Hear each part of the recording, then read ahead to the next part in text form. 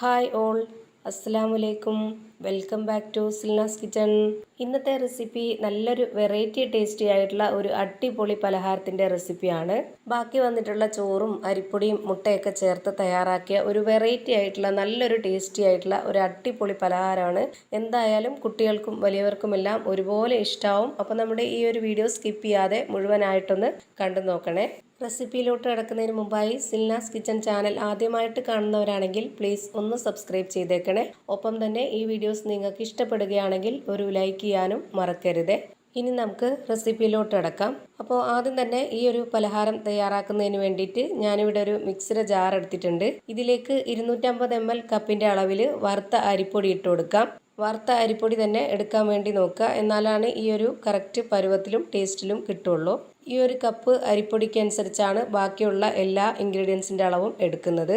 അപ്പോൾ ഞാനിപ്പോൾ ഇത് മുഴുവനായിട്ടും ഈ ഒരു മിക്സിയുടെ ജാറിലേക്ക് ഇട്ട് കൊടുത്തിട്ടുണ്ട്. ഇനി ഇതിലേക്ക് ഇട്ട് കൊടുക്കേണ്ടത് തേങ്ങ ചിരകിയതാണ്. ഞാനിപ്പോൾ ഇവിടെ എടുക്കുന്നത് അരക്കപ്പ് അളവിൽ 1 കപ്പ് തേങ്ങ ചിരകിയതാണ്. അതും കൂടെ ഇതിലേക്ക് ഇട്ട് കൊടുക്കാം. ഇനി തേങ്ങ എടുത്തിട്ടുള്ള അതേ കപ്പിൻ്റെ അളവിൽ തന്നെ 1 കപ്പ് ചോറാണ് ഇതിലേക്ക് ഇട്ട് കൊടുക്കുന്നത്. ചോറ് ഏത് അരിയുടെ ചോറായിരുന്നാലും കുഴപ്പമൊന്നുമില്ല, അരക്കപ്പ് അളവിൽ ഇട്ട് കൊടുക്കാൻ വേണ്ടി നോക്കുക. ഇനി ഇതിലേക്ക് 1 കോഴിമുട്ടയാണ് പൊട്ടിച്ചൊഴിച്ചു കൊടുക്കുന്നത്. മുട്ട നിർബന്ധമൊന്നുമില്ല. ഈ ഒരു പലഹാരത്തിന് മുട്ടയുടെ മണം ഇഷ്ടമല്ലാത്തവർക്ക് അത് സ്കിപ്പ് ചെയ്തിട്ട് തയ്യാറാക്കിയെടുക്കാം, കുഴപ്പമൊന്നുമില്ല. മുട്ടയും കൂടെ ഉണ്ടെന്നുണ്ടെങ്കിൽ ഒരു വെറൈറ്റി ടേസ്റ്റി ആയിട്ട് കിട്ടും. അതിന് വേണ്ടിയിട്ടാണ് ഞാൻ ഇതിലേക്ക് മുട്ട പൊട്ടിച്ചൊഴിച്ചു കൊടുത്തിട്ടുള്ളത്. ഇനി ഇതിലേക്ക് ഒരു നുള്ള് ചെറിയ ജീരകമാണ് ഇട്ട് കൊടുക്കുന്നത്. പിന്നെ ഞാൻ ഇതിലേക്ക് ചെറിയൊരു കഷ്ണം സബോള ഇതുപോലെ 4ആയിട്ട് കട്ട് ചെയ്തിട്ട് ഇട്ട് കൊടുക്കുന്നുണ്ട്. ചെറിയ ഉള്ളി ഉണ്ടെന്നുണ്ടെങ്കിൽ അത് 2-3 എണ്ണം ഇട്ട് കൊടുത്താലും മതി. ഇനി ഇത് എല്ലാം കൂടെ നന്നായിട്ടൊന്ന് അരച്ചെടുക്കണം. അപ്പോൾ അതിനു വേണ്ടി ഞാൻ ഇതിലേക്ക് 250 ml കപ്പിൻ്റെ അളവിൽ 1 കപ്പ് വെള്ളമാണ് ഒഴിച്ചു കൊടുക്കുന്നത്. ഇനി ഇതൊരു സ്പൂൺ കൊണ്ട് നന്നായിട്ടൊന്ന് ഇളക്കി കൊടുക്കാം. ആദ്യം തന്നെ ഈ ഒരു മിക്സിയുടെ ജാറിലേക്ക് അരിപ്പൊടി ഇട്ട് കൊടുത്തതുകൊണ്ടും പിന്നീട് വെള്ളം ഒഴിച്ചു കൊടുക്കുമ്പോഴും ഇതിൻ്റെ അടിവരേക്കും വെള്ളം എത്തത്തില്ല. അതുമാത്രമല്ല, നമുക്ക് വെള്ളത്തിൻ്റെ ആ ഒരു കണക്ക് അറിയണമെന്നുണ്ടെങ്കിലും ഇതൊന്ന് നല്ലപോലെ അരച്ചെടുക്കണമെന്നുണ്ടെങ്കിലും നമ്മൾ ഇതുപോലെ ഇളക്കി കൊടുക്കുമ്പോൾ നന്നായിട്ട് അരഞ്ഞു കിട്ടും. അല്ലാന്നുണ്ടെങ്കിൽ പൊടി മിക്സിയുടെ ആ ഒരു ബ്ലേഡിലൊക്കെ കട്ട പിടിച്ചിട്ട് അരയാനായിട്ട് ബുദ്ധിമുട്ടും. അപ്പോൾ ഞാനിത് നല്ലപോലെ അരച്ചെടുത്തിട്ട് ഇതുപോലെ ഒരു പാത്രത്തിലേക്ക് ഒഴിച്ചു കൊടുക്കുന്നുണ്ട്. വേറെ വെള്ളമൊന്നും ഒഴിച്ചു കൊടുത്തിട്ടില്ല. ഇതിലേക്ക് ഇനി വേറെ വെള്ളമൊന്നും ഒഴിച്ചെടുക്കേണ്ട ആവശ്യമില്ല. ഇത് തന്നെയാണ് കറക്റ്റ് പരുവം. ഇനി ഇതിലേക്ക് ഇതുപോലൊരു സ്പൂൺ അളവിൽ കറുത്ത എള്ളാണ് ഇട്ട് കൊടുക്കുന്നത്. ഈ ഒരു എള്ളും കൂടെ ഇട്ട് കൊടുക്കുമ്പോൾ നല്ലൊരു മണവും ടേസ്റ്റൊക്കെയാണ്. അതിന് വേണ്ടിയിട്ടാണ് ഇട്ട് കൊടുത്തിട്ടുള്ളത്.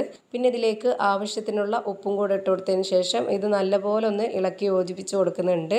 ഇനി ഈ പലഹാരം നല്ലൊരു സോഫ്റ്റ് ആയിട്ട് കിട്ടാൻ വേണ്ടി ഒരു നുള്ള് സോഡാപ്പൊടി കൂടി ഇട്ട് കൊടുക്കുന്നുണ്ട്.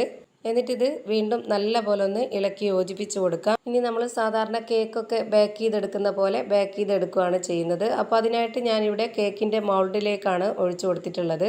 സാധാരണ നമ്മുടെ കറി ബൗളൊക്കെ ഉണ്ടെന്നുണ്ടെങ്കിൽ അതിൽ ഒഴിച്ചു കൊടുത്തിട്ട് ബേക്ക് ചെയ്താലും കുഴപ്പമൊന്നുമില്ല. ഞാനിപ്പോൾ ഈ ഒരു മൗൾഡിൽ കുറച്ച് നെയ്യ് ഒന്ന് സ്പ്രെഡ് ആക്കിയിട്ടുണ്ട്. എന്നിട്ടാണ് ഈ മാവ് ഒഴിച്ചു കൊടുത്തിട്ടുള്ളത്. ഞാനിപ്പോൾ ഇതുപോലെ ഒരു അലുമിനിയത്തിൻ്റെ പാത്രത്തിനുള്ളിലേക്ക് റിങ് ഇറക്കി വെച്ച് കൊടുത്തിട്ടാണ് ഈ ഒരു മൗൾഡ് ഇറക്കി വെച്ച് കൊടുത്ത് ഇതൊന്ന് അടച്ചു വെച്ചിട്ട് ബേക്ക് ചെയ്തെടുക്കുന്നത്. ലോ ഫ്ലെയിമിലാണ് ഇട്ട് കൊടുത്തിട്ടുള്ളത്. ഓവണിൽ വെച്ച് ബേക്ക് ചെയ്യണമെന്നുള്ളവർക്ക് അങ്ങനെ ചെയ്തിട്ടെടുക്കാം. എത്ര സമയം വേണോ ഇതൊന്ന് വെന്ത് കിട്ടാനായിട്ട് അത്രയും സമയം വരേക്കും ലോ ഫ്ലെയിമിൽ തന്നെ വെച്ചിരിക്കുക. എനിക്കിപ്പോൾ ഇത് വെന്ത് കിട്ടാനായിട്ട് 45 മിനിറ്റ് സമയം എടുത്തിട്ടുണ്ട്. ഇനി ഞാനിത് കട്ട് ചെയ്തിട്ട് എടുക്കുകയാണ്. അല്ല, ചെറിയ ചെറിയ പീസുകളായിട്ടാണ് കട്ട് ചെയ്തിട്ട് എടുക്കുന്നത്. ഓരോരുത്തർക്കും അവരവർക്ക് ഇഷ്ടമുള്ള രീതിയിൽ കട്ട് ചെയ്തിട്ട് എടുക്കാവുന്നതാണ്. നമ്മുടെ എല്ലാവരുടെ വീട്ടിലും സ്ഥിരമായിട്ടുള്ള ഒന്നാണ് അരിപ്പൊടി, മുട്ട, ചോറ്, തേങ്ങ. അപ്പോൾ വൈകുന്നേരങ്ങളിൽ ചായയുടെ കൂടെ കഴിക്കാനൊക്കെ ഇതുപോലെ ഒരു തവണ ഒന്ന് തയ്യാറാക്കി നോക്കുക. എപ്പോഴും മധുരമുള്ള പലഹാരമല്ലേ നമ്മൾ ബേക്ക് ചെയ്ത് കഴിക്കുന്നത്. ഇതുപോലെ ഒന്ന് വെറൈറ്റി ആയിട്ട് ചെയ്ത് നോക്കുക. തീർച്ചയായിട്ടും എല്ലാവർക്കും ഇഷ്ടമാവും. അപ്പോൾ ഇത്രയേ ഉള്ളൂ ഇന്നത്തെ വീഡിയോ ഇഷ്ടമായാൽ ലൈക്ക് ചെയ്യാനും കമൻറ്റ് ചെയ്യാനും ഷെയർ ചെയ്യാനും മറക്കരുത്. പുതിയൊരു വീഡിയോയുമായി വീണ്ടും വരും. Thank you for watching.